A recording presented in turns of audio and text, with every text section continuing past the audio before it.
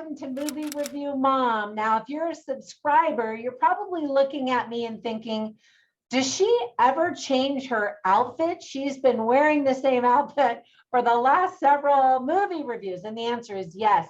But I've been trying to catch up because I was sick for 2 weeks. And so I've been recording a bunch of reviews in the same outfit. So sorry about that. But my hair is different. Did you notice that? I colored a little bit darker for fall. So let me know what you think, if you like it or if you preferred it a little lighter. I haven't decided yet. So I'd love your feedback. All right, enough silliness. So the movie I'm reviewing today is called Love in the Villa. This romantic comedy was recently released on Netflix, September 2022. It's rated TV 14 because it didn't go to theaters and went straight to Netflix. But that's the equivalent of about a PG-13 movie. It's an hour and 54 minutes. And the movie review mom grade I'm giving it is a C+.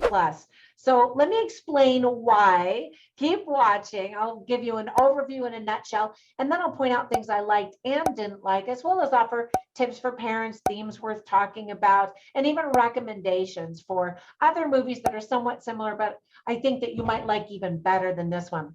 All right, let's dive in. In a nutshell, a young woman takes a trip to romantic Verona, Italy after her breakup, only to find that the villa that she reserved was double booked. And so she'll have to share her vacation with a strange, cynical British man. I like the premise. It's a little bit hokey. But anyway, there were a lot of things I liked about this movie. First of all, both Kat Graham and Tom Hopper did a fine job. Romantic comedy suits both of their talents and abilities. However, I didn't quite feel the genuine chemistry between the two romantically. There's quite a bit of humor. Some of it is over the top ridiculous, and not all of it lands, but I could definitely tell what they were going for. It's kind of slapsticky and cheesy. But if you like that, then you're going to get a kick out of this movie. We get to travel to Verona, Italy. Italy, I love it so much. My husband and I remodeled our home basically to look like a Tuscan villa. And that's how much we love Italy. There are so many cats in the movie. And if you're not allergic, you might actually start rubbing your nose just because there are so many cats running around in various scenes. And of course, one of the characters is allergic, and it just kind of made me laugh. And I wondered, are they real or are they CGI, or is there a mixture? Comment down below. Let me know what you thought that they were. Fun fact, the character who plays Cassie is Tom Hopper's wife in real life. So that's kind of fun. Now, with all that praise, there were some things I didn't quite like about the movie or thought could have been better. For example, the biggest problem in this movie is that neither of the characters, the lead characters, are very likable. They definitely grow on us, but we spend quite a bit of time not caring whether or not they actually get together. We do, however, want someone to get together because, after all, this is Verona, Italy, the land of Romeo and Juliet. All of the characters really just felt exaggerated, kind of like cartoon characters. Now, this story follows the typical Hallmark Channel movie formula exactly. So for some viewers, that will be welcome, and other viewers will be disappointed that it's not a new, fresh story that we haven't seen done a million times over. Now, the location, of course, the actors are different, but it's very predictable from the very minute the movie starts. The plot is just sort of ridiculous and super predictable. So let me give you some tips for parents. There is some light profanity, and throughout the first acts 1 and 2, there are two people that play a lot of really mean jokes on each other, pranks and things that actually are hurtful and even damaging to relationships and careers and things like that. And I just was like, I don't think this is funny. They're just mean-spirited and kind of brought out the ugly in the characters. And so that's kind of why I wasn't rooting for them the entire movie, especially in acts 1 and 2.